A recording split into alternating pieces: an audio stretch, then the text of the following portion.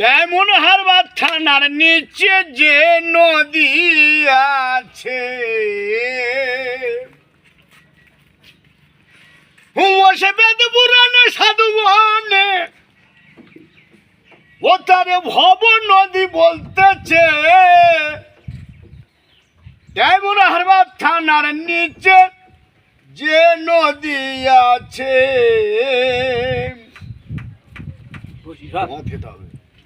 ওই ডায়মন্ড নিচে গিয়ে মশেষ না থাম হয় ও থানার উপরে দেবে হচ্ছে ভিডিও হচ্ছে তো ভিডিও খারাপ হবে না ঠিক আছে।